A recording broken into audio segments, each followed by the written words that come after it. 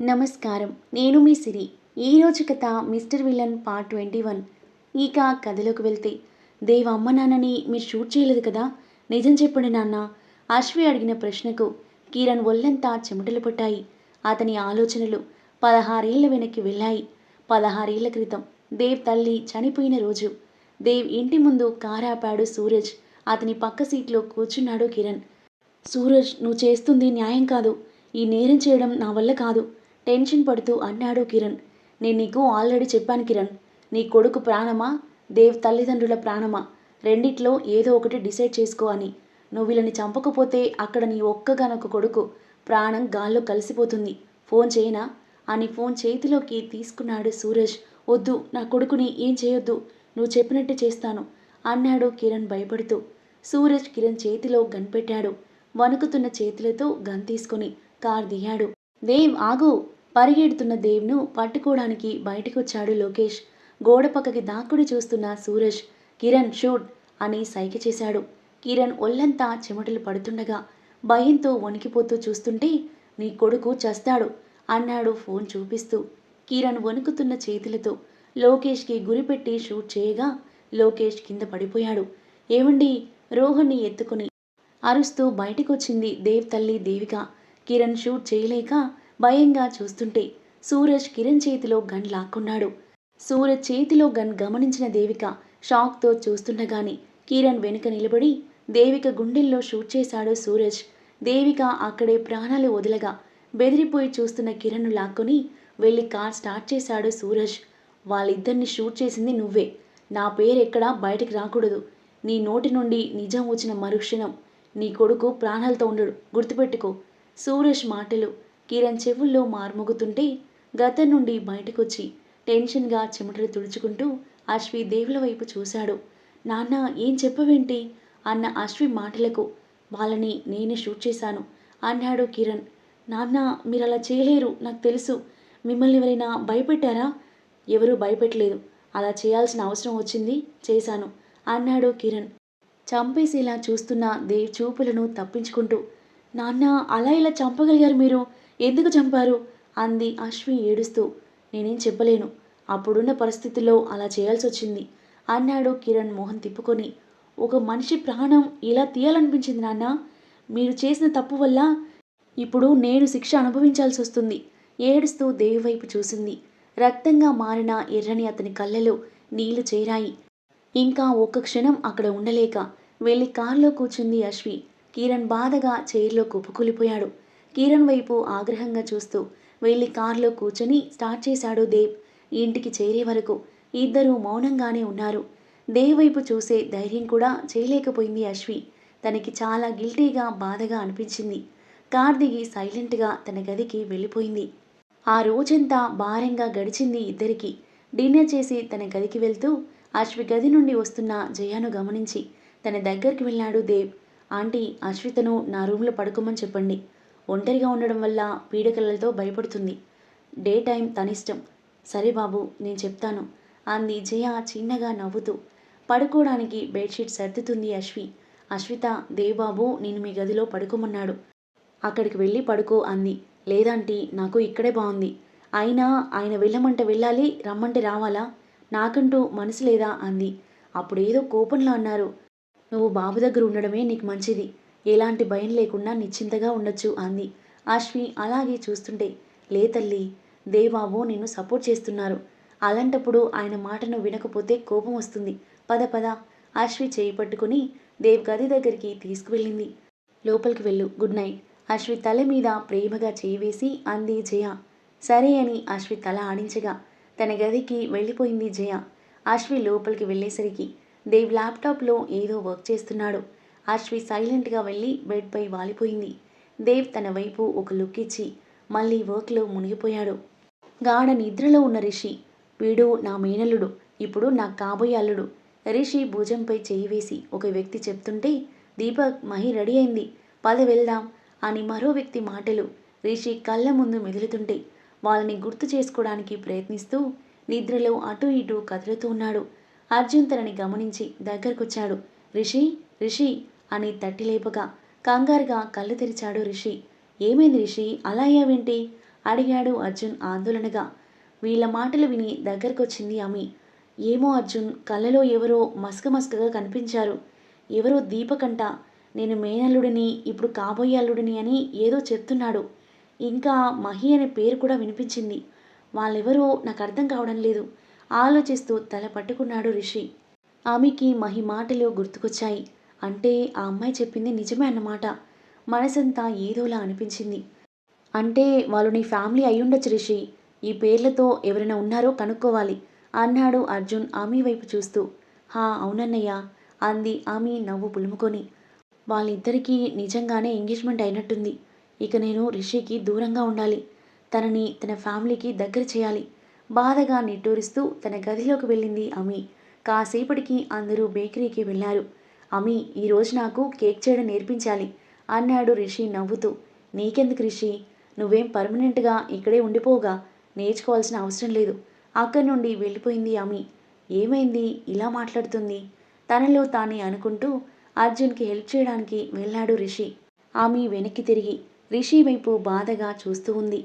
రిషి తలెత్తి చూడగా వెంటనే తల తిప్పేసుకుంది. చిన్నగా నిట్టూరుస్తూ పిండి కలపడంలో మునిగిపోయాడు రిషి. లోకేష్ను వీల్చైర్లో తీసుకెళ్లి మాట్లాడుకుంటూ వాకింగ్ చేస్తున్నాడు దేవ్. ఫోన్ రావడంతో కొంచెం పక్కకు వెళ్ళి ఫోన్ మాట్లాడుతూ ఉన్నాడు. గార్డెన్లోకి వచ్చిన అశ్వి లోకేష్ని గమనించి అతని దగ్గరకొచ్చింది. మోకాళ్లపై అతని దగ్గర కూర్చొని లోకేష్ వైపు చూసింది. నేను మీ దగ్గరికి రావడం మీకు ఇష్టం లేదని నాకు తెలుసు. మా నాన్న చేసిన తప్పు క్షమించరానిది. నిన్నటి వరకు కూడా మా నాన్న ఆంటీని మిమ్మల్ని షూట్ చేయలేదన్న నమ్మకంతో ఉన్నాను. కానీ నిన్ననే తెలిసింది నాన్నే ఇదంతా చేశారని. దుఃఖం ముంచుకొచ్చింది అశ్వికి. ఫోన్ మాట్లాడేసి లోకేష్ దగ్గరికి వస్తున్న దేవ్ అశ్విని చూసి ఆగి తను ఏం మాట్లాడుతుందో అని చూస్తున్నాడు. మా నాన్న వల్ల మీకు తీరని నష్టం జరిగింది. మీ వైఫ్ని నేను వెనక్కి తీసుకురాలేను. కానీ మా నాన్న చేసిన తప్పుకి మీరు మీ కుటుంబం ఎలాంటి శిక్ష విధించినా నేను భరిస్తాను. ఈ కుటుంబం కోసం నేను ఏమైనా చేస్తాను. లోకేష్ లెగ్ మీద తల ఆనించి అశ్వి ఏడుస్తుంటే దేవ్ తన వైపే చూస్తున్నాడు. అప్పటి వరకు ఎలాంటి కదలిక లేకుండా చూస్తున్న లోకేష్ చేతివేళ్లు మెల్లగా కదిలిస్తూ అశ్వి తలపై ఆనించాడు. దేవ్ రావడం చూసి కంగారుగా లేచి నిల్చుంది అశ్వి. దేవ్ తన కళ్ళలోకి సూటిగా చూస్తుంటే మౌనంగా లోపలికి వెళ్ళిపోయింది. దేవ్ తనని చూస్తూ ఉండిపోయాడు. బేకరీ లోపలికి వస్తున్న మహిని చూసి ఈ అమ్మాయి మళ్ళీ వస్తుందేంటి? తనలో తానే అనుకుంటూ చూస్తున్నాడు రిషి. జ్యూస్ ఆర్డర్ ఇచ్చి చైర్లో కూర్చొని రిషి వైపే చూస్తుంది మహి. రిషి, ఈ జ్యూస్ తనకివ్వు అర్జున్ పిలవడంతో జ్యూస్ తీసుకుని మహి దగ్గరకు వెళ్ళాడు రిషి. అతని వైపు మత్తుగా చూస్తూ రిషి వేళ్ళకి తన వేలు ఆనిస్తూ రిషికి చిరాకుగా అనిపించింది. ఆమె కళ్ళలో నీళ్లు నిండగా వెనక్కి తిరిగి కన్నీళ్లు తుడుచుకుంది. ఆమె, ఆ అమ్మాయి ప్రవర్తన నాకేం నచ్చలేదు అన్నాడు రిషి. ఆమె పట్టించుకోకుండా తన పని తాను చేసుకుంటూ ఉంటే రిషి విచిత్రంగా చూశాడు తన వైపు. చాలాసేపటి వరకు ఏదో ఒకటి ఆర్డర్ చేస్తూ రిషికి సైడ్ కొడుతూ బేకరీలోనే గడిపేసింది మహి. రిషికి తన ప్రవర్తన ఇబ్బందిగా ఉన్నా కస్టమర్ని ఏమీ అనకూడదు అని మౌనంగా ఉన్నాడు. బెడ్పై కూర్చొని ఏవో ఆలోచనల్లో ఉన్న అశ్వి పైన కబోర్డ్లో ఏదో ట్రంక్ బాక్స్ ఉండడం గమనిస్తుంది. అందులో ఏముండుంటుంది? తీసి చూద్దాం. టేబుల్ వేసుకుని దానిపై నిల్చుని దాన్ని అందుకోవడానికి ప్రయత్నిస్తుంది. అప్పుడే డోర్ తీసుకుని దేవ్ లోపలికి వచ్చేసరికి కంగారుగా చూసిన అశ్వి స్లిప్ అయ్యి పడబోతుంది. దేవ్ తనని పట్టుకుని బ్యాలెన్స్ తప్పి అశ్వితో పాటు బెడ్పై పడిపోగా దేవ్ పెదవులు అశ్వి బుగ్గను ముద్దాడాయి. షాక్తో ఇద్దరి కళ్ళు పెద్దవయ్యాయి. దేవ్ కంగారుగా తనకి దూరం జరిగి లేచి నిలబడ్డాడు. అశ్వి మెల్లిగా లేచి దేవ్ వైపు చూడగా దేవ్ తనని చూస్తుండడంతో చూపు తిప్పేసుకుంది. ఇద్దరిలో ఏదో అలజడి మదిని గిలిగింతలు పెడుతుంటే అలాగే చూసుకుంటూ నిలబడ్డారు. ముందుగా తేరుకున్న దేవ్ తనని తాను తమాయించుకొని ఏం తీస్తున్నావక్కడ అని అడిగాడు పైకి చూస్తూ. ట్రంక్ బాక్స్ అని అశ్వి చేయి చూపించగా అది తీసి అశ్వి చేతిలో పెట్టి ఫాస్ట్గా వెళ్ళిపోయిన దేవ్ తన గుండెపై చేయి పెట్టుకుని డోర్కి ఆనుకొని ఉండిపోయాడు.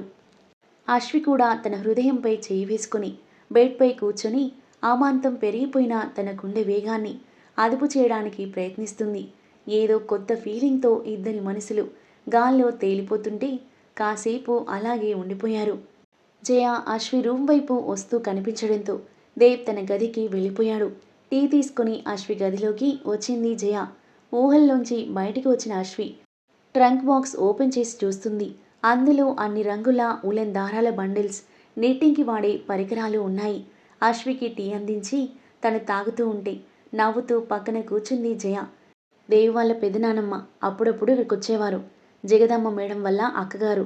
తనకి స్వెటర్లు క్యాపులు చేయడం అంటే భలే సరదా అంది. అవునా ఆంటీ, నాకు కూడా. వీటితో ఏదైనా చేస్తే బావుండు అంది వాటిని పట్టుకుని చూస్తూ. అయితే లోకేష్ బాబు కోసం ఏమైనా చేయి తల్లి. 2 రోజుల్లో ఆయన బర్త్డే ఉంది. నీ చేతితో చేసివ్వు అంది జయ. సరే అంది అశ్వి సంతోషంగా. అశ్వి తల మీద ప్రేమగా తట్టి ట్రే తీసుకుని వెళ్ళిపోయింది జయ. అంకుల్ కోసం ఏం చేస్తే బాగుంటుంది అని కొన్ని క్షణాలు ఆలోచించి శాల్వ చేద్దాం, ఎలాగో చలికాలమే కదా, బయటికి వెళ్ళినప్పుడు వేసుకోవచ్చు అనుకుంటూ క్రీమ్ కలర్ ఉలెన్ దారం తీసుకుని ఇంట్రెస్టింగ్గా అల్లుతూ ఉంది. వర్క్ అయిపోయాక ల్యాప్టాప్ క్లోజ్ చేసి టైం చూసుకున్నాడు దేవ్. 11:40 అయింది. ఈ పిల్ల ఇంకా రాలేదేంటి? అక్కడే పడుకుని ఉంటుందా? ఆలోచిస్తూ వెళ్ళి డోర్ తీయగా ఎదురుగా అశ్వి కనిపించింది. ఇద్దరి కళ్ళు కలుసుకొని మళ్ళీ విడిపడ్డాయి. దేవ్ పక్కకి జరగగా సైలెంట్గా వచ్చి బెడ్పై పడుకుంది అశ్వి. ముద్దు సంఘటన కళ్ళ ముందు మెదిలి అశ్వి బుగ్గలు గులాబీలు పూయిస్తుంటే బ్లష్ అవుతూ చూస్తుంది. దేవ్ మరోవైపుకు తిరిగి పడుకున్నాడు. ఇద్దరికీ నిద్ర పట్టడం లేదు. ఆ దూరాన్ని చెరిపేయాలని ఇద్దరికీ ఉన్న ఏదో ఆపేస్తుంది. ఒకరి గురించి మరొకరు ఆలోచిస్తూనే నిద్రలోకి జారుకున్నారు. తెల్లవారుతూ ఉండగా మేల్కు వచ్చిన అశ్వి కళ్ళు తెరిచేసరికి దేవ్ మొహం తన మొహానికి దగ్గరగా ఉండడంతో ఒక్కసారిగా ఉలిక్కిపడింది. చచ్చా, వీపు మీద కొట్టుకొని నిద్రపోతూ కూడా నన్ను భయపడుతున్నారు మనసులో అనుకుంటూ దేవ్ వైపు తదేకంగా చూసింది. మామూలుగా ఉన్నప్పుడు ఎప్పుడు సీరియస్ ఫేస్ పెట్టుకుని ఉంటాడు. ఇప్పుడు చూడు ఎంత క్యూట్గా ఉన్నాడు. ఎప్పుడు ఇలా ప్రశాంతంగా ఉండొచ్చుగా మనసులో అనుకుంటూ ఏదో లోకంలో ఉన్నట్టు దేవ్ క్రాఫ్ట్ను సెట్ చేస్తూ అతని చెంపు మీద చేతితో సుతారంగా నిమురుతూ ఉంది. కొన్ని క్షణాలకు తేరుకొని చెయ్యి వెనక్కి తీసుకుంది. నవ్వుతూ కళ్ళు మూసుకుని పడుకోగా దేవ్ కళ్ళు తెరిచి చూశాడు. అశ్వి తనని టచ్ చేసినప్పుడే దేవ్కి మెలకు వచ్చింది.